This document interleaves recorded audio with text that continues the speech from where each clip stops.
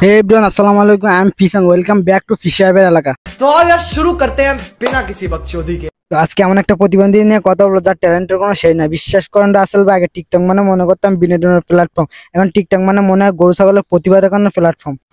Hello বন্ধুরা, সবাই কেমন আছেন? সবাই বলে টিকটকে আমি নাকি প্রতিবন্ধীর ট্যালেন্টের কথা কি বলবো ভাই, কখনো কৃষক হয়ে মাঠে চাষ করে, কখনো হ্যালো বন্ধুরা, এই যে দেখো আমরা গানের তালে তালে কোমর দোলে,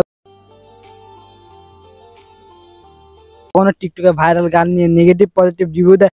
টিকটকের একটা ভাইরাল গান যেটা ট্রেন্ডিং এ চলতেছে সেটা নিয়ে একটু বিশ্লেষণ করতে আসলাম, নেগেটিভ না পজিটিভ। এবং আমার বন্ধু সুমন সেখানে দেওয়ার পর শর্ট ভিডিও তৈরি করেন, এগুলো করে নাকি সে সফলতা অর্জন করছে।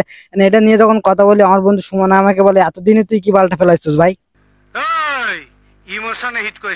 নিজের স্বপ্ন পূরণ করার জন্য আইফোন 15 প্রো ম্যাক্স নিয়ে নিলাম।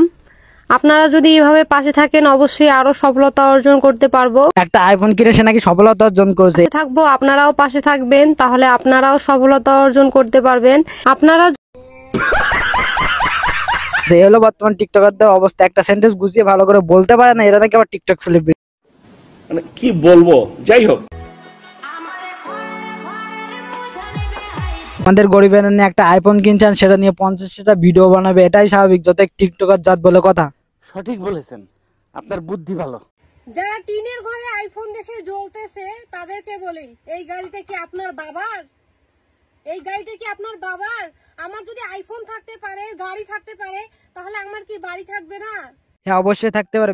আসলে ভাই এখানে আমরা আপাতত আছি, আমাদের একটা ফ্ল্যাট বানানো হচ্ছে, 2 তলা ফ্ল্যাট। ওকে, আমি বলতেছি না যে বড়লোক। বিশ্বাস করেন রাসেল ভাই, এরকম যাওয়া ছোটবেলায় বহুত মারছি, এখনো মারি। তার ফেসবুকে 100 মতন ফ্যান ফলোয়ার আছে এবং সেখানে 70 থেকে 80টার মতো ভিডিও আপলোড করা হয়েছে এবং সকল ভিডিওর ভিউ যদি অ্যাড করা হয় সর্বোচ্চ ধরলে 500,000 মতো ভিউ হবে। সেখান থেকে যদি ইনকাম ধরি সর্বোচ্চ 2 থেকে 3 লাখ টাকা, তাও অনেক টাফ হয়ে যায়।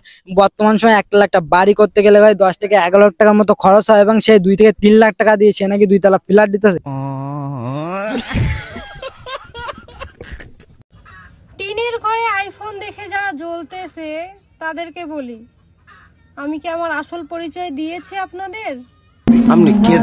পরিচয় দেওয়ার কোনো দরকার নেই, পাবলিক তোর পরিচয় জানে। তুই একদম প্রতিবন্ধী, এতক্ষণ বুঝলাম সে 2 তলা ফ্ল্যাট কেমনে দিতেছে। টিকটকের সাথে part time influencer, audio call 100, video call 500।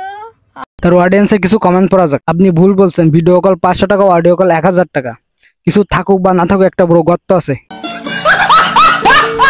সে ঠিকই বলছে, একজন ইনফ্লুয়েন্সারের কাছে 2 তলা বিল্ডিং কোনো ব্যাপারই না।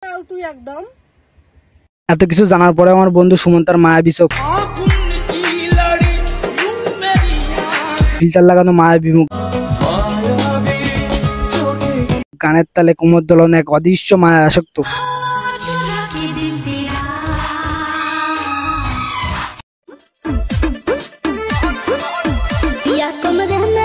এই জন্য বলি প্রত্যেকটা ভিডিওতে কেন আমার বন্ধুর নাম সে আয়নাতে লিখে